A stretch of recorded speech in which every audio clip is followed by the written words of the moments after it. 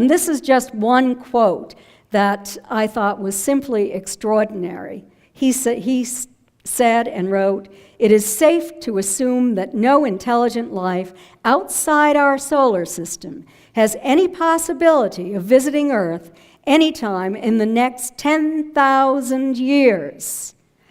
Where did that figure come from? It must have been based upon a mathematical model, but we all know that that simply is not true. Well, General Carol Bolender, after that, talked about two separate communication channels. He wrote, "Reports of UFOs which could affect national security are made in accordance with JNAP 146, or Air Force Regulation 55-11, and are not part of the Blue Book system. As previously noted, reports that can affect national security will continue to be investigated using the procedures designed for that purpose." So very similar to what I read to you from way back in 1953 and 1954, when those regulations were put into effect. Well, as I told you earlier, Philip Klass not only attempted to destroy the individuals who had contact, who had close encounters, but also scientists who were involved in this, who had credibility. So let's take a look at some of the things that he did. And I found this in his file at the APS. He had disseminated disinformation to Jack Anderson at the Washington Post about James McDonald's activities. Dr. James McDonald is probably the most famous and best scientist who ever investigated this topic. He was the chairman of the physics department at the University of Arizona. He ended up becoming the co-chairman because he took such an interest in studying UFOs. So he was co-chairman when this occurred. He had funding from the Office of Naval Research to do cloud studies in Australia.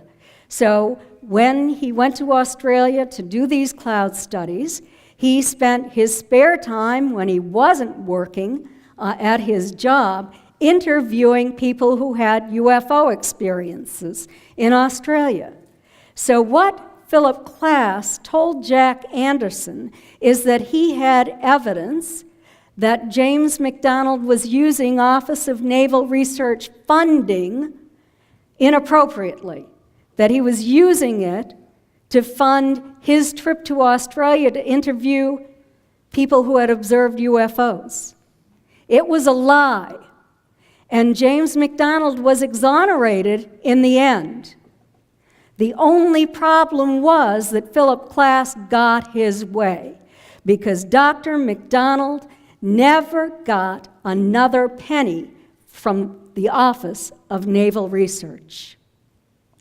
In another letter, I meant to add it, I don't have the quote here, but it was a letter from Philip Klass to Dr. Edward Condon, and this was when James McDonald attempted suicide the first time. Now, there were more reasons than just what Klass was doing to him and what Ed Condon was doing to him. He had marital problems as well.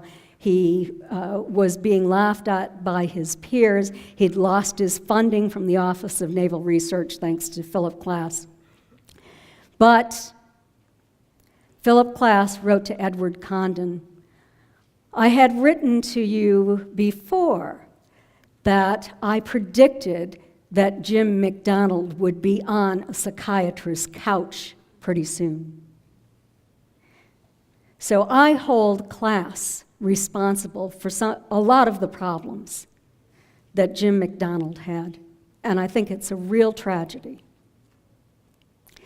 He also attempted to destroy Alan Hynek. This was in 1975. Hynek was teaching at Northwestern at that time. He was the director of the observatory there. And he had written an article for the FBI Law Enforcement Bulletin. And in that article, he discussed some of the popular misconceptions that the public has about UFOs. Well, where did those popular misconceptions come from? It was information that was being disseminated by Philip Klass. So Philip Klass was furious. He called up the FBI and he wrote letters to the FBI.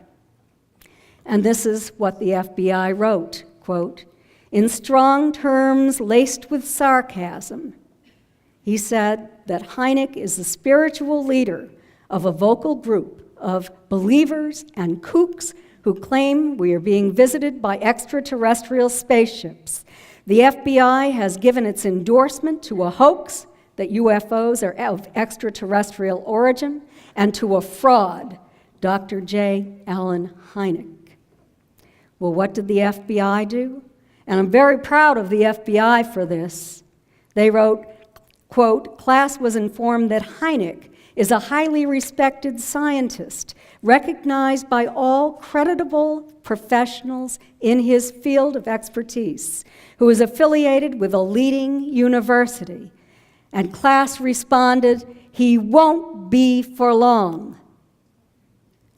Klass had a little spy at Northwestern who was taking astronomy courses there and reporting back to Klass on anything that Klass might use to attempt to destroy Hynek.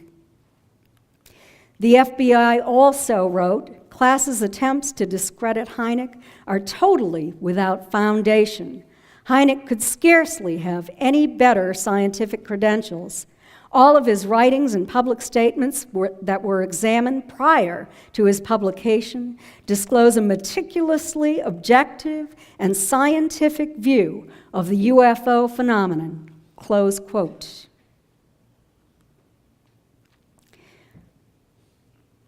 We didn't know what he'd done to Stanton Friedman until Rich Dolan made a research trip up to Ottawa, and he was looking through archival records there.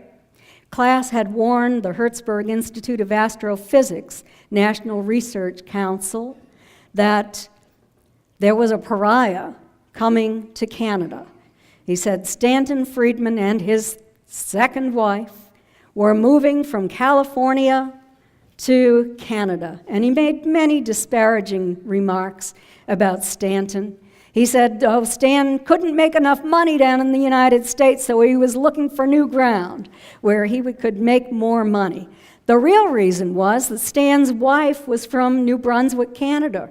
All of her brothers and sisters were there, nieces and nephews. Stan and Marilyn's children could get to meet and play with their cousins. The family could be together. That was the reason, but that's not what Philip Klass said. He called Stanton a noted ufologist and full-time lecturer of the snake oil salesman variety. He said his lectures are filled with half-truths and falsehoods. Very long letter here, but it really slandered Stanton, and it could have been used if the word got out to prevent Stanton from ever finding a good job in Canada, where he did work for the CBC at one time, and he did continue his work part-time as a physicist while he was also working as a UFO lecturer and researcher.